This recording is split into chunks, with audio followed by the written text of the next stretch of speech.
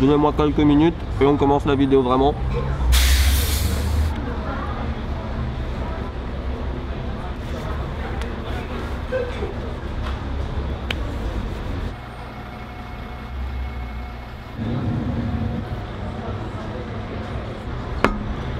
C'est parti.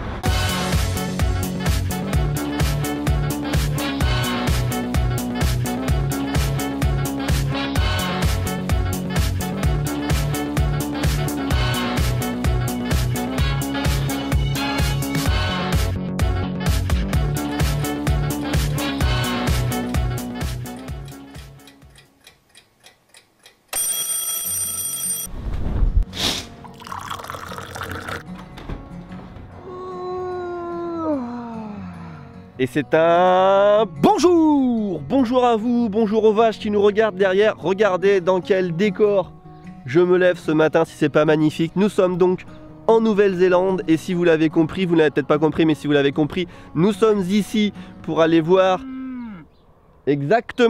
Exactement, nous sommes ici pour aller voir un endroit qui figure sur ma liste des choses à voir avant de mourir. Si vous savez pas de quoi je parle, ça veut dire que vous n'avez pas vu ma dernière vidéo à Fidji où j'en parlais. Ça me fait un petit quelque chose à mon cœur, ça me fait bobo. Allez la voir tout de suite ou après celle-là. Allez, on y va sans plus attendre. Aujourd'hui, laissez-moi vous dire que je suis joie, je suis bonheur, je suis ciel bleu, je suis les petits oiseaux qui font cui cui cui cui.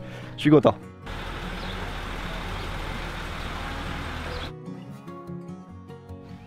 Bienvenue à Hobbitown, le village des hobbits dans la contrée, la terre du milieu, tout ça. Le film Le Seigneur des Anneaux ainsi que la suite, la trilogie du Hobbit a été filmé ici en Nouvelle-Zélande. Alors c'est vraiment un passage obligé. Tu viens en Nouvelle-Zélande, tu vois pas ça, c'est un petit peu comme d'aller à Paris et pas boire un café à 15 € sur les Champs-Élysées, tu vois ce que je veux dire? Je vous avoue que je fais partie d'un tour, on peut pas venir comme ça tranquille, peinard tout seul. Je les ai laissés partir un petit peu devant et puis je me fais ma visite tout seul, un petit peu tranquille comme ça. C'est plus sympa, non? Entre nous. Alors tout à l'heure il y avait un ciel bleu de ouf. Oh, regardez-moi ça.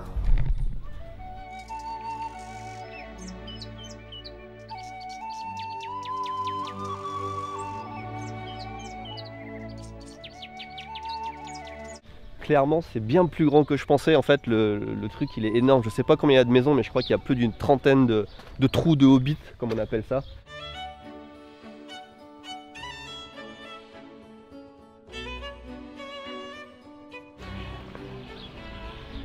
Il y a des avions qui survolent le site aussi. D'ailleurs c'est en survolant le site que Peter Jackson, le réalisateur du film, il a trouvé cet endroit. Il a survolé en hélicoptère toute la zone, il a trouvé ce site, il a atterri, il a dit ok c'est là que je veux faire le film. Il n'y avait rien, c'est au milieu de nulle part. J'espère que ça va rendre aussi bien en vidéo que ça rend en vrai parce que c'est vraiment super joli, c'est vraiment bien fait. Honnêtement je savais pas trop à quoi m'attendre, et ben c'est super beau, vraiment.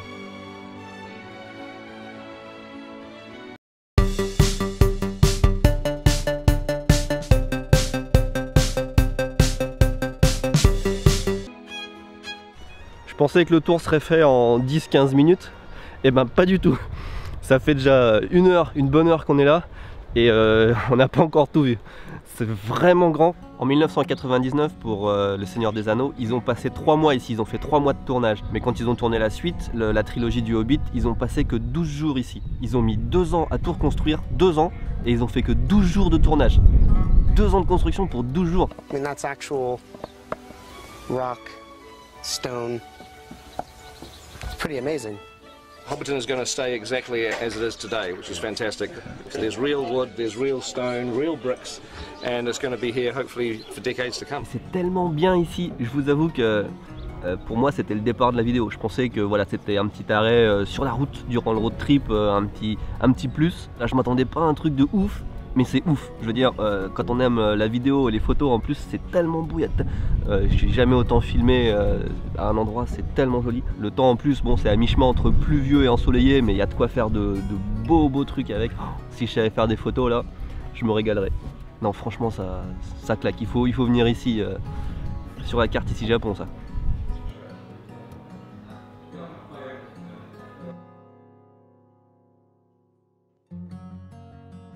Je prends quelques forces et on reprend la route. Regardez ce que j'ai trouvé. Kelly, on est d'accord que c'est totalement du Minute Maid, hein. Coca-Cola Company. Donc le Minute Maid en Nouvelle-Zélande s'appelle Kelly.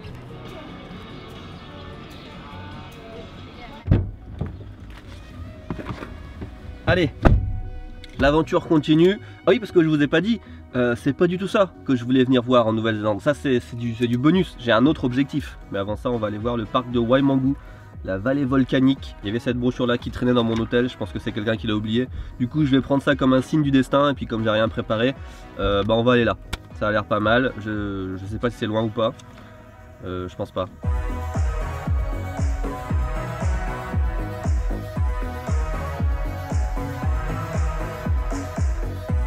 Ça fait 3 quarts d'heure que je roule là avec ma petite Toyota RAV4. Les routes sont superbes, enfin elles sont super bien entretenues, le paysage est magnifique, aucun problème.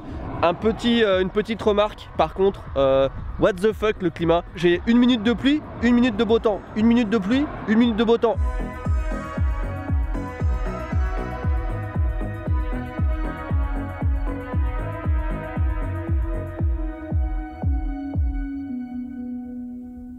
Et puisqu'on parle du climat d'ailleurs, on est en Nouvelle-Zélande, donc on est dans l'hémisphère sud, et comme on est en août, c'est l'hiver ici. Est-ce que vous avez déjà vu un hiver comme ça?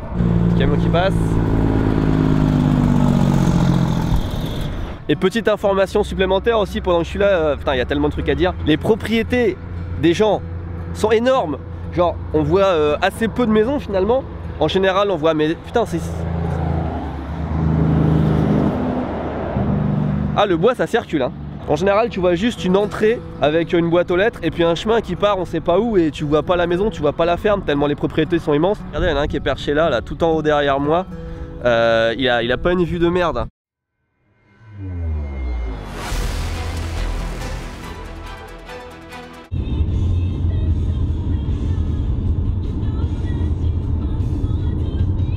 Nouvelle pause cette fois très rapide. Vous savez peut-être que quand je voyage, j'aime bien visiter les cimetières. Je trouve que les cimetières sont un peu différents dans tous les pays. C'est intéressant de comparer la culture des pays de ce point de vue-là. En passant, j'en ai trouvé un qui a l'air assez typique. Donc on va regarder ça, mais très très vite parce que je sais que c'est pas très bien de filmer dans les cimetières.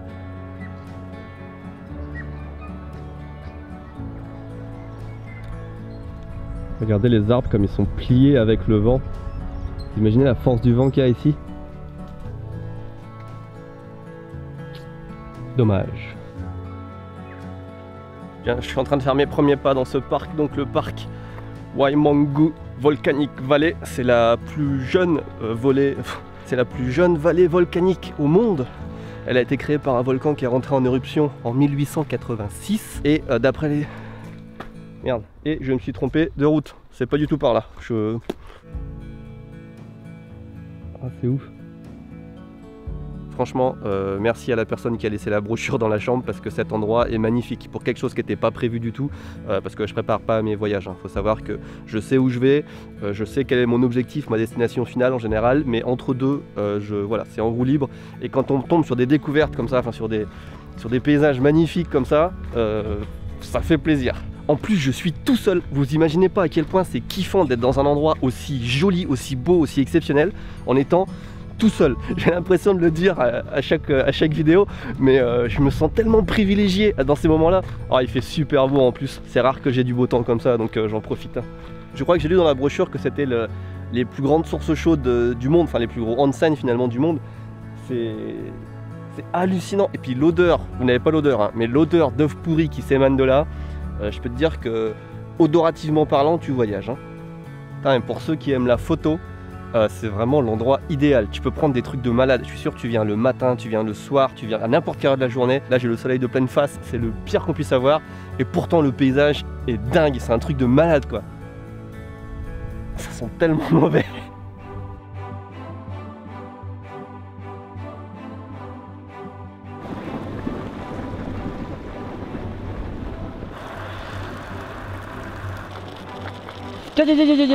Petit point géographie, la Nouvelle-Zélande c'est composé de 2 îles principales, une au nord, une au sud. L'île du sud c'est celle qui a un relief le plus accidenté, il y a plein de montagnes, il y a moins de gens qui habitent, c'est plus froid. Typiquement je pense que c'est l'île qui m'attire le plus en Nouvelle-Zélande, c'est plus sauvage, il y a plus moyen de faire un trip style trip en Islande. Là en revanche on est sur l'île du nord qui est bien plus habitée, bien plus plate. On a vu qu'il y a quand même des vallées et tout mais c'est pas aussi accidenté. Donc je m'attendais pas à un truc de fou finalement. Je me suis dit vaut mieux voir le nord en premier et comme le sud sud sera mieux, allez au sud ensuite. Je pense toujours que c'est vrai, mais pour le peu que j'ai vu pour le moment du nord, je me suis arrêté à 2 endroits. Les 2 endroits étaient ouf. Ça c'est des trucs, mais c'est vraiment, c'est exceptionnel. Alors je sais pas si c'est parce qu'on est hors saison ou si c'est parce que je suis arrivé un petit peu tard dans le parc. D'ailleurs il faut que je me dépêche, il faut que je prenne le bateau dans moins de 20 minutes et c'est très loin encore. Mais je veux dire, il n'y a personne. Il est 3h26. Chiotte. Je viens de louper le dernier bus. Le dernier bateau part dans 14 minutes. Et c'est assez loin. Il va falloir que... Même pas le temps de faire les réglages de la caméra. Il va falloir que j'y aille en courant. Putain, j'ai pris trop de temps, je suis con. Si je loupe le bateau, je suis vert.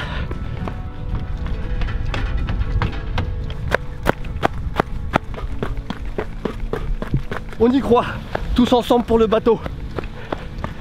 Encore 10 minutes.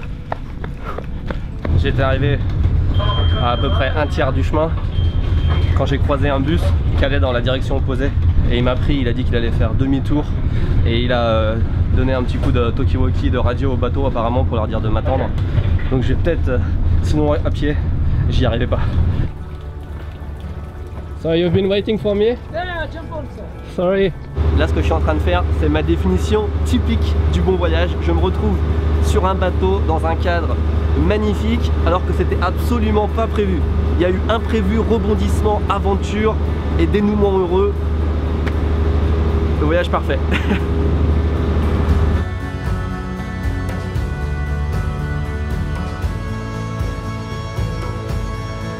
Derrière moi là-bas vous avez le volcan. Quand il est rentré en éruption, vient de nous dire le pilote, ça a tué tous les animaux qu'il y avait autour et aussi 120 personnes. Et apparemment maintenant c'est un des volcans les plus surveillés au monde. Ils ont des dispositifs de sécurité qui permettent apparemment de prévoir jusqu'à 2 semaines à l'avance une future prochaine éruption.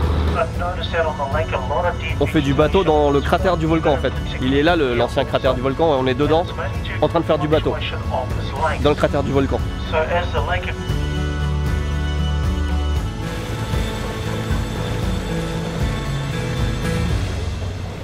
Thanks for joining me this afternoon and all the best. Cheers.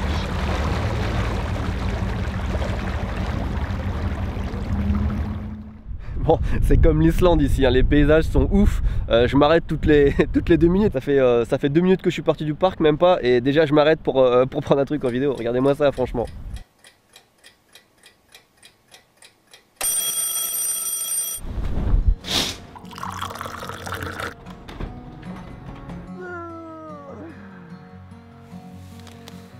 Ah, la Nouvelle-Zélande. C'est beau la nature quand même, hein.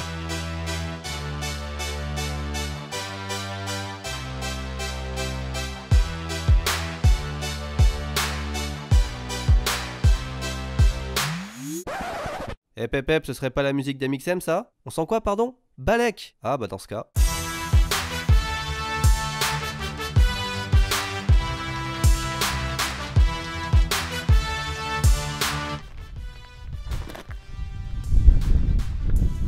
Apparemment je suis parti un petit peu dans la mauvaise direction. Je suis dans la campagne de la campagne là. Je suis dans la creuse de la Nouvelle-Zélande si vous voulez. Je pensais pas que ce serait aussi paumé l'endroit où je veux aller pour être honnête. J'ai un peu galéré mais je suis sur la bonne route. On devrait plus être très loin. J'ai vu un panneau il y a pas longtemps. On arrive enfin à l'endroit auquel je voulais aller depuis très longtemps. Vous allez voir à quel point c'est exceptionnel et que toutes les raisons sont bonnes pour voyager.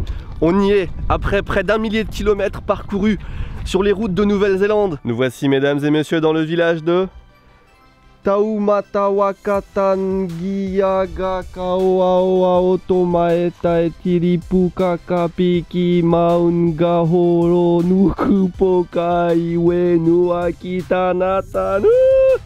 sommes dans le village qui a le plus long nom au monde. Je comprends pas qu'il y ait personne ici, moi perso je trouve ça génial, ça devrait être l'attraction touristique numéro 1 en Nouvelle-Zélande. Bon, je suis en train de regarder sur Wikipédia ce que veut dire ce nom et je me rends compte qu'en fait c'est pas du tout le nom d'un village. J'ai dû voir ça sur un post Facebook, un truc comme ça et j'y ai cru. C'est le nom de la colline qui est derrière. Ça reste quand même le plus long nom d'un endroit au monde mais c'est pas un village, il n'y a personne qui habite là. On dirait comme ça que ce nom là n'a pas de signification, genre que quelqu'un a fait tomber toutes les lettres du Scrabble par terre et les a mis dans un ordre un peu aléatoire pour faire un nom. Mais non, il y a une vraie signification et cette signification est